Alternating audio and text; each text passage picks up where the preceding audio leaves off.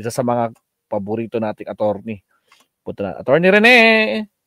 Dire-diretso na to. Wala nang countdown. Sige, pasok, Attorney Rene. Ang sabi dito, ang pagbabalik ni Ping Lacson, mga kakabsato. Ito. Attorney Rene, pasok. Ang pagbabalik ni Ping Lacson bilang Blue Ribbon Chair. Ito lang. O guys, sa mga bagong pasok, huwag kalimutan mag-like and subscribe. Here we go, Attorney. Buenos dias, buenos tardes, mga amigos, mga amigas, sa aking mga kayubi sa Usapang Batas. Magandang araw po sa inyong lahat. Ako po ang inyong lingkod, Attorney Rene Bueno. Ngayong gabi, tatalakayin po natin ang isang napakainit at sensitibong issue sa ating Senado.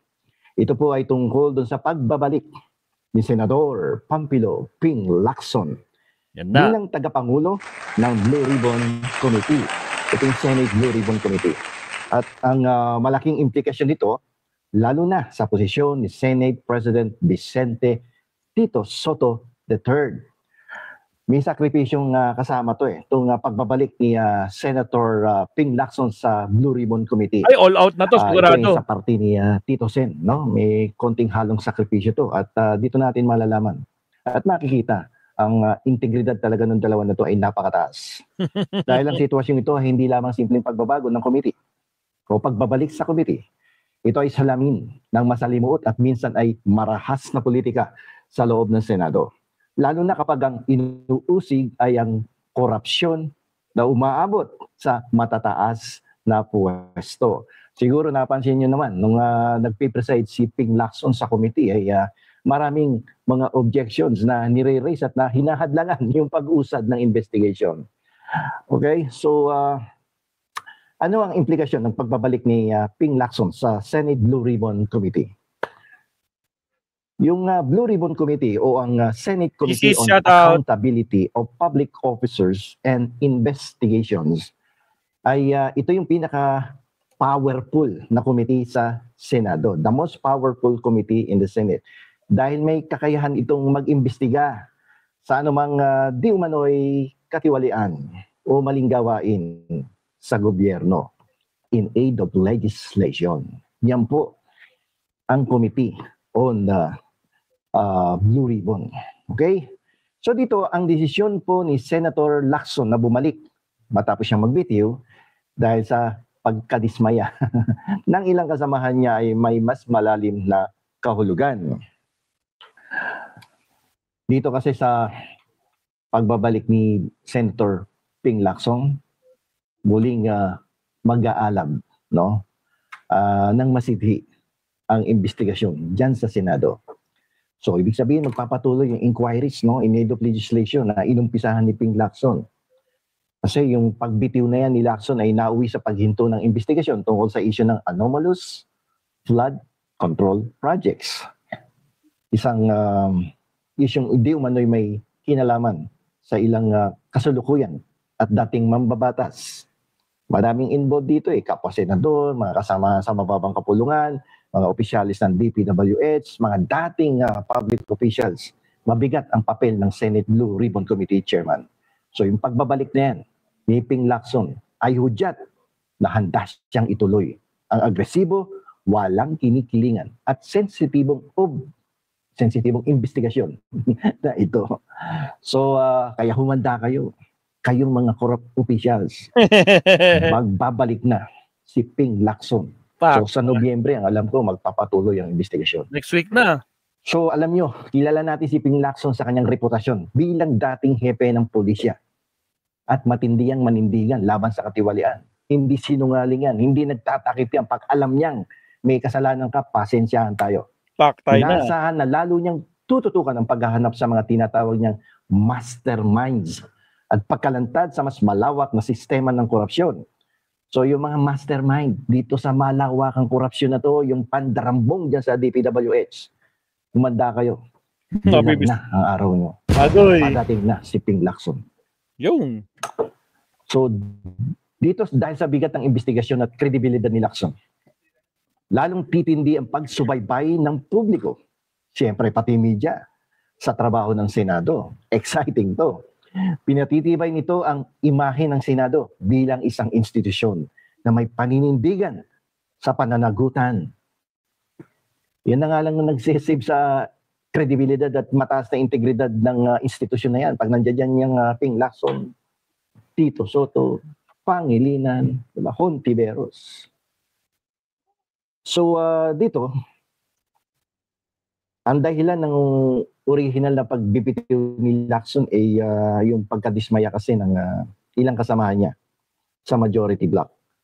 Sa direksyon ng kanyang pag-iimbestiga. Marami kasi nagpaparinig sa kanya. No? Kasi mukhang tatamaan yung iba eh. Nasusunog yung bahay nila. Ang pagbabalik ay maaaring magdulot muli ng tensyon. Home credit. Alamang. As low as 0% interest na, as low as 0 down payment. Zero down payment daw, mabasa. Siyempre, huwag kalimutan mag-like and subscribe. Sa loob ng majority block. So may panganib dito. No, nagbabanta. Hindi lang kay Ping Lacson, kundi pati kay Senate President Tito Soto.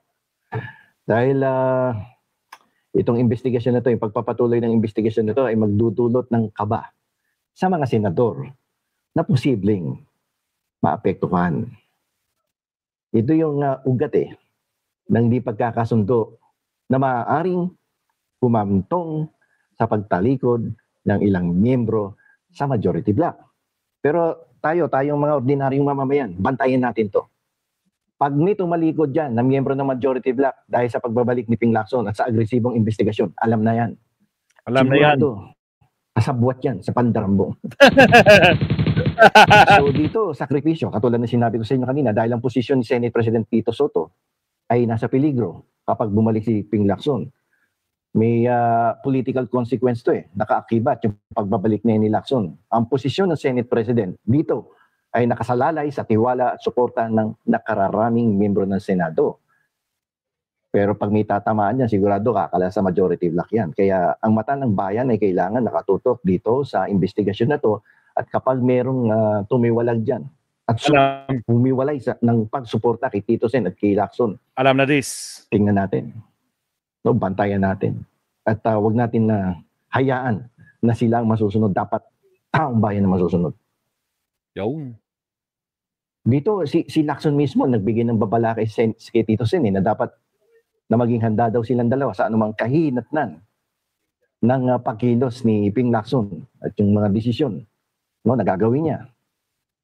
At tingnan niya kung ano yung magiging resulta ng pagkawala ng ilang membro ng majority block at na magiging bunga.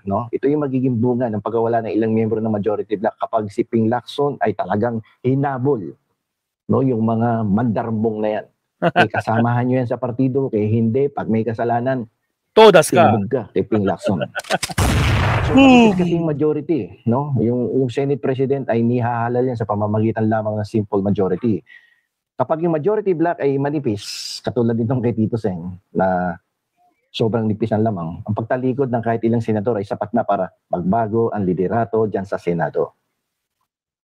So, ang desisyon na to ni Senate President Tito Soto na suportahan ang pagbabalik ni Ping Lacson ay nagpapahiwatig na handa siyang sakripisyo. Sumugal ang kanyang posisyon alang-alang sa bayan patuloy ng investigasyon. Ang sang-ayon ba kay Tony? Siyempre, malaking sugal to sa kanilang dalawa, Talagang all out na to sigurado. Madamay ang madamay diyan, lumabas ang katotohanan, Kung sino man mga mga may kinalaman sa mga anomalya. Nako pa.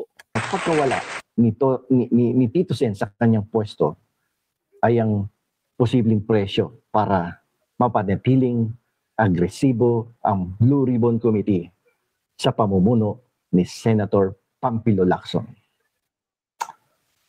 Ito yung yung opportunity naman sa minority block, na pinamumunuan ni Mr. 10K Senator. Ang tawag Mr. 10K. Hindi, ang tawag doon na attorney hindi Mr. 10K, Boy 10K po ang tawag sa kanya. Boy 10K. Correction attorney, hindi Mr. 10K. Boy 10K. Yung isa, Boy 2K.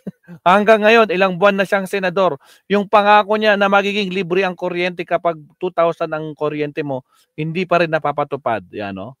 So, araw-arawin natin dyan si Boy 2K. Magsama sila ni Boy 10K. Kamote.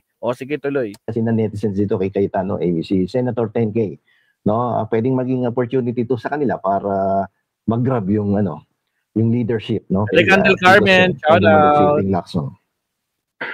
So yung ang pagkakabaha-bahagi sa loob ng majority ay nagbibigay ng pagkakataon sa minorya na makipag-alyansa sa mga nagre-reklamong senador na pwedeng tamaan ng agresibong investigasyon ni Ping Lacson upang makabuo ng panibagong majority at maghalal ng bagong Senate President. Yung banta ng Senate ko ay laging nakalutang yan, lalo na ngayon. Itong sitwasyon na to, lutang yan. Nakalutang palagi ang Senate ko threat na yan kay Tito Soto. Dahil seryoso kasi itong leadership ni Soto at ni Lacson na makipagtulungan upang madala sa likod ng rehas itong mga nagsasamantala sa pondo ng bayan. Agree.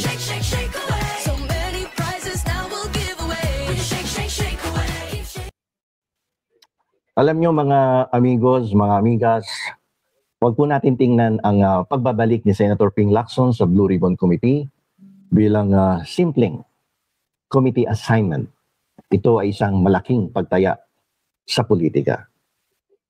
Sa panahong umiinit ang investigasyon sa korupsyon sa pondo ng bayan, itong pong Senate Blue Ribbon Committee ay hindi basta lamang isang ordinaryong committee. Ito ay naging espada. Espada ng kamatayan laban sa katiwalian at sa politikal na kaayusan. Itong pagbabalik ni Ping Lacson ay isang pagpili ng pananagutan higit sa politikal na pag-iingat. Handa siya, handa siyang maging destabilizing force sa ngalan ng katotohanan. Ibig sabihin, mas pinahahalagahan ni Ping Lacson ang pagsugpo sa korupsyon kaysa sa personal na katahimikan sa loob ng Senado. Ngayon, tingnan natin yung posisyon ni Tito Sen. Para kay Senate President Tito Soto, ang kanyang pagpayag ay isang pagpili ng prinsipyo, higit sa posisyon. Baliwala yung posisyon. Prinsipyo ang pinaiiral ni Tito Soto. Alam niya yung risk Ang tagal niya na sa Senate, ilang dekada na yan dyan. At hindi mo matitibag ang prinsipyo ng tao na yan. Handa siyang bayaran ang presyo ng liderato para lang hindi mapahinto ang isang agresibong investigasyon. Nagiging collateral damage ang kanyang silya sa pinakamataas na posisyon ng Senado. At ito ang pinakamalinaw na manifestasyon kung gaano ka-volatile ang sitwasyon. Ang sitwasyon sa pagitan ni Soto at ni Ping Lacson ay nagpapakita na sa ating Senado, ang anti-corruption drive ay hindi isang tahimik na gawain. Ito ay isang gera na nagdudulot ng internal civil war sa loob ng naghaharing committee, sa loob ng naghaharing mayorya rather. Kapag ang Blue Ribbon Committee ay agresibo, ang Senate presidency ay laging nakasalang. So, sakripisyo to. Yung desisyon ni Tito Sen na ibalik si Ping Lacson at ang desisyon ni Ping Lacson na pamunaw ang muli ang Senate Blue Ribbon Committee. Ang huling katanungan na nananatiling nakalutang ay ito. Yan na. Makakayanan ba ng majority bloc ni Tito Soto ang init ng investigasyon ni Ping Lacson? Nang hindi ito magkakawatak-watak at sa huli, hindi bumaksak ang kanyang liderato? Ang sagot dito ang magtatakda ng kinabukasan, ng investigasyon, at ng liderato ng Senado. Tama. Hanggang dito na lamang po, ito po muli ang inyong lingkod, Atty. Rene Bueno. Marami pong salamat. Salamat, Attorney Rene Bueno. Grabe. Nako po. Masaya to. Magagalit si Marcoleta na naman sigurado. Mabsat, may breaking news. Kalalabas lang 2 minutes ago, Mabsat. Iiyak lalo mga garapata. Isingit ko na to ha. Oh, breaking news mga Kabsat. Agoy, kabibigay lang. Oh, 2 minutes ago, ABS-CBN News. Ito na Mabsat. Breaking news. The ICC Pre-Trial Chamber Pre-Chamber 1 rejects the challenge to its jurisdiction over former President Rodrigo Duterte. Oh, the chamber finds that the court can exercise its jurisdiction in the present case over the crimes alleged against Mr. Duterte that were committed on the territory of the Philippines while it was a state party. Tama. Nako po. Talagang hanggang Christmas na doon si Digong, mga kakabsat. Wala na, hindi na siya makakauwi. Paktay na naman. Jenny Ramos, naspakmanan. Yuki Sawaki, awanan, naspakdan.